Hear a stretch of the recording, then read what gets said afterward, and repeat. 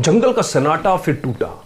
राजा विक्रमादित्य ने बेताल को पकड़कर कंधे पर लादा और चलना शुरू किया। बेताल की हंसी गूंजी, राजन तेरी जिद कमाल की है, लेकिन रास्ता लंबा है, इसलिए सुन दूसरी कहानी। ये कहानी है प्रेम, त्याग और एक ऐसे धर्म संकट की जहां एक स्त्री के लिए 3 दावेदार खड़े हो गए, वह भी उसकी मौत के बाद। यमुना किनारे धर्मस्थल नाम का एक नगर था। वहां एक ब्राह्मण की बेटी थी, मंदावती। वह इतनी सुंदर थी कि उसे देखते ही लोग सुध-बुध खो बैठते। 3 अलग अलग युवक उससे विवाह करना चाहते थे। तीनों ही गुणवान और योग्य थे। पिता समझ नहीं पा रहे थे कि बेटी किसको दे। तभी एक भयानक घटना घटी। विवाह तय होने से पहले ही मंदारवती को एक जहरीले सांप ने डस लिया और उसकी मृत्यु हो गई। पूरा घर मातम में डूब गया। उसका अंतिम संस्कार कर दिया गया। अब उन तीनों प्रेमियों ने जो किया उसे ध्यान से सुनना राजन। पहला प्रेमी, उसने वहीं शमशान में कुटिया बना ली और उस राख के ढेर पर ही सोने लगा। उसने दुनिया त्याग दी। दूसरा प्रेमी, उसने उसकी अस्थियां यानी हड्डियां चुनी और उसे पवित्र गंगा में विसर्जित करने के लिए तीर्थ यात्रा पर निकल गया। और तीसरा प्रेमी, वह देश विदेश घूमने निकल गया ताकि अपने दुख को भुला सके।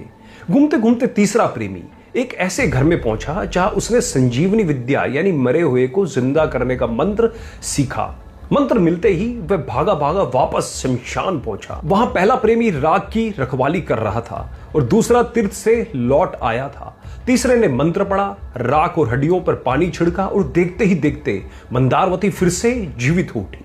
लड़की के जिंदा होते ही तीनों आपस में फिर से लड़ने लगे। तीसरा बोला, मैंने मंत्र पढ़कर इसे जीवन दिया है, इसलिए ये मेरी पत्नी बनेगी। दूसरा बोला, मैं इसकी अस्थियां गंगा ले गया था, मेरे पुण्य से यह लौटी है।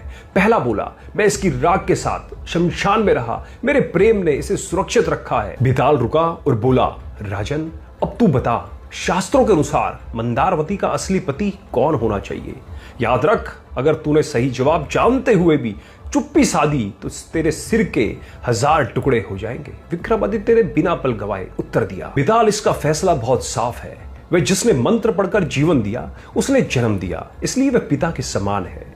वह जिसने अस्थियां गंगा में विसर्जित की उसने वह फर्ज निभाया जो एक पुत्र अपनी मां के लिए निभाता। लेकिन वह तीसरा व्यक्ति जो शमशान में राख के ढेर पर लेटा रहा, जिसने ना जीवन दिया ना तीर्थ गया, बस उसके प्रेम में वहीं लिपटा रहा, वही उसका असली पति है। क्योंकि सुख और दुख के साथ निभाना और शरीर के साथ जुड़े रहना ही पति का असली धर्म है। विक्रम का उत्तर सुनते ही बेताल फिर हंसा, तेरा न्याय बिल्कुल सही है राजन, लेकिन तू बोला इसलिए मैं चला। और पलक झपकते ही बेताल फिर से उड़कर उसी पेड़ पर जा लटका।